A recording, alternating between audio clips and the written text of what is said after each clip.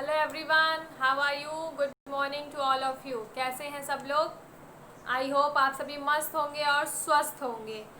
मैं ऋचा पांडे आपका फिर से ऋचा एजुकेशन प्लेटफॉर्म पे बहुत बहुत वेलकम करती हूँ और स्वागत करती हूँ। आई होप आपको हमारा लास्ट वीडियो बहुत अच्छा लगा होगा और आप लोग ने हमें बहुत अच्छे अच्छे कमेंट्स किए। लगातार आपके कमेंट्स हमें मिलते रहते हैं, हमें बहुत अच्छा लगता है आपका ये प्रेज़ देखकर, आपका ये हमारे लिए प्यार देखकर। तो हम इसी के साथ आपके लिए और आगे बढ़ते जा रहे हैं और वीडियोस लेके आते जा रहे हैं। जैसा कि आपने देखा कि कल आपको यूपी जीके के कुछ क्वेश्चंस मिले थे जो कि आपके बहुत ही इम्पोर्टेंट है। हम आगे भी उसको कंटिन्यू रखेंगे, हिस्ट्री कंटिन्यू रखेंगे आपके लिए, ऐसे ही सारे वीडियोस को कंटिन्यू रखेंगे। बट हमें इसके लिए आपका ज़्यादा से ज़्यादा सपोर्ट चाहिए। आपका सपोर्ट होगा तभी हम आगे बढ़ेंगे। हमारे सपोर्ट से आपको बेहतरीन से बेहतरीन कंटेंट मिलेगा और हम आपके लिए ऐसे ही आगे बढ़ रहेंगे। तो चलिए, आज हम आपके लिए फिर से करंट अफेयर्स लेकर आ गए हैं। तो हम आपको लेकर आज आए हैं 5 अक्टूबर के करंट अफेयर्स। हमें बहुत अच्छे अच्छे कमेंट्स मिले हमारे करंट अफेयर से, लोग अपने आप को अपडेट रख रहे हैं, उनको बहुत अच्छा लग रहा है। I hope and I promise you कि आपके अपकमिंग एग्जाम्स में भी आपके लिए ये करंट अफेयर्स बहुत ही इम्पोर्टेंट होंगे, आपको बहुत ही ज़्यादा आपके सिलेक्शन में सपोर्ट करेंगे। आप हमारा सपोर्ट करिए, हम आपका सपोर्ट करेंगे और बहुत जल्दी हम आपके लिए लाइव क्लासेस लेके आएंगे। तो लाइव क्लासेस अगर आपको चाहिए तो आप अपने फ्रेंड्स को, कलीग्स को, फैमिली को हमारा वीडियो ज़्यादा से ज़्यादा शेयर करें और इसको देखें। तो चलिए, हम ज़्यादा बातें ना करते हुए आगे बढ़ते हैं अपने कंटेंट की तरफ। तो हम आज आपको देखते हैं कि फर्स्ट पॉइंट क्या है। राष्ट्रीय पोषण संस्थान, राष्ट्रीय पोषण संस्थान के अनुसार वयस्क यानी जो एडल्ट होता है, वयस्क भारतीय पुरुषों के लिए नया आदर्श वजन क्या है।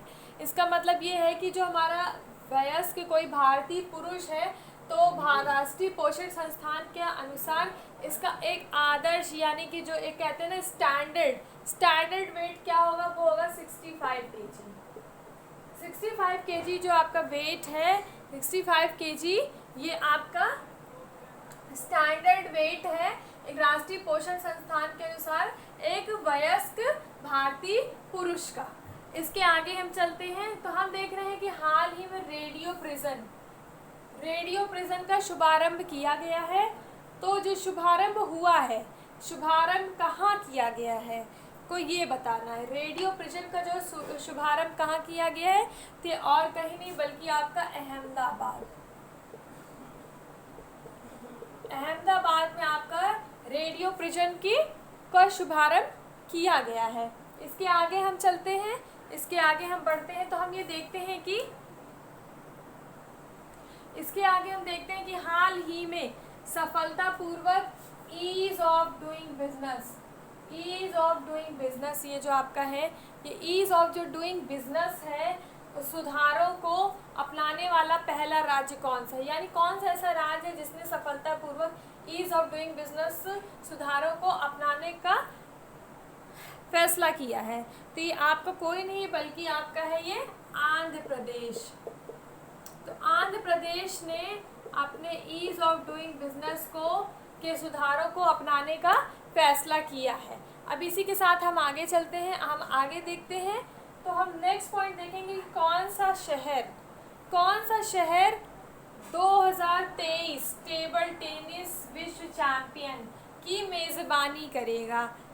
कौन सा शहर ऐसा है जो 2023 में, याद रखिएगा ईयर, इसमें ईयर याद रखना ज़रूरी है कि 2023 टेबल टेनिस विश्व चैंपियनशिप, ये वर्ल्ड चैंपियनशिप है, ठीक है। वर्ल्ड चैंपियनशिप की मेज़बानी कौन करेगा, तो ये करेगा आपका डरबन दक्षिण अफ्रीका, साउथ अफ्रीका जो है, ये आपका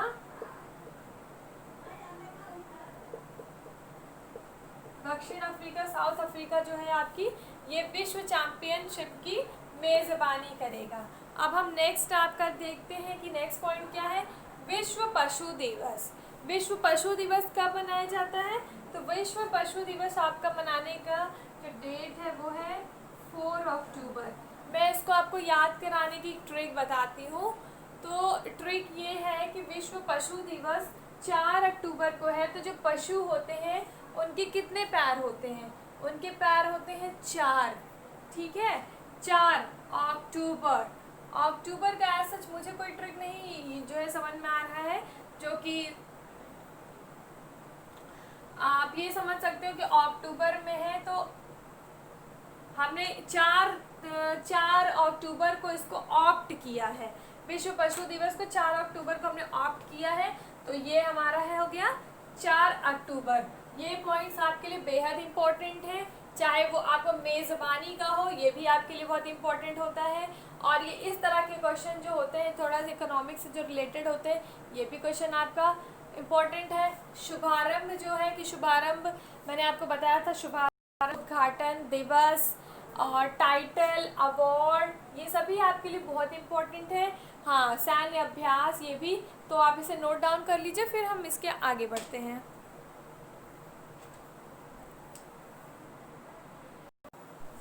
तो इसके बाद हम आगे बढ़ते हुए देखते हैं कि नेक्स्ट पॉइंट, हाल ही में किस देश ने सर्कस में जंगली जानवरों के उपयोग पर धीरे धीरे प्रतिबंध लगाने की घोषणा की है? तो किस देश ने सर्कस में जंगली जानवरों के उपयोग पर प्रतिबंध लगाने का जो है फैसला किया है, निर्णय लिया है? वो है आपका फ्रांस।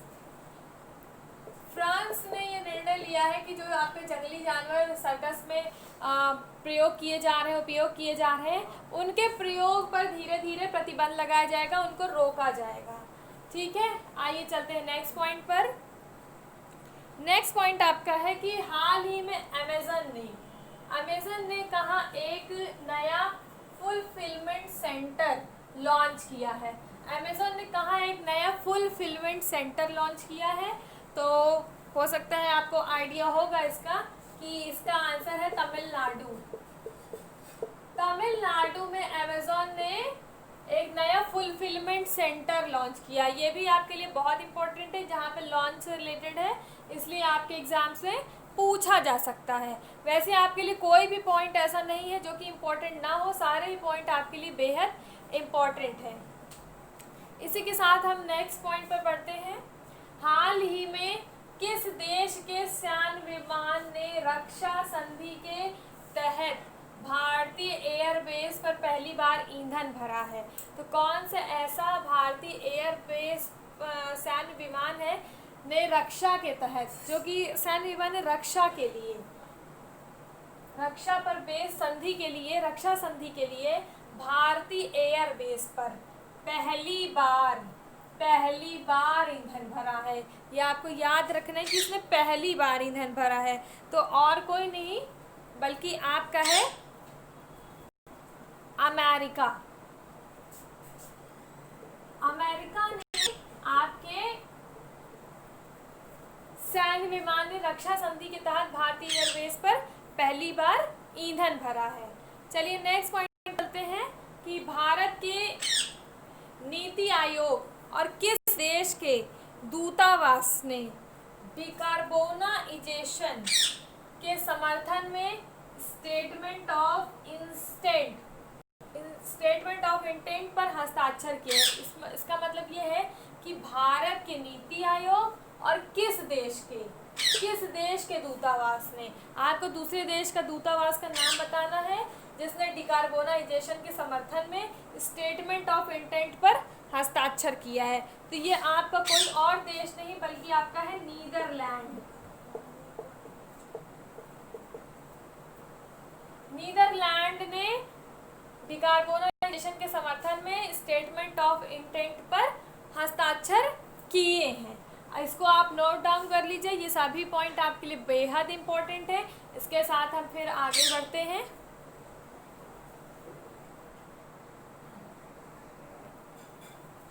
तो इसी के साथ हम आगे बढ़ते हैं, नेक्स्ट पॉइंट देखते हैं।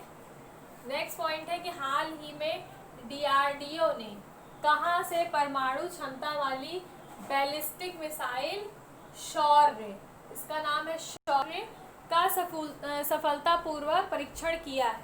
इसका मतलब है कि DRDO ने परमाणु क्षमता वाली बैलिस्टिक मिसाइल, ये कौन सी मिसाइल है आपकी? बैलिस्टिक मिसाइल इसका क्या नाम है? शौर्य। आपके क्वेश्चन में घुमा के भी पूछा जा सकता है कि डीआरडीओ ने कहा परमाणु क्षमता वाली बैलिस्टिक मिसाइल का सफलतापूर्वक परीक्षण किया, उसका नाम क्या है? तो उसका नाम भी आपको बताने को आ सकता है, तो नाम याद रखिएगा शौर्य। ये आपका कहाँ पे कहाँ से हुआ है? ये आपका हुआ है अब्दुल कलाम द्वीप।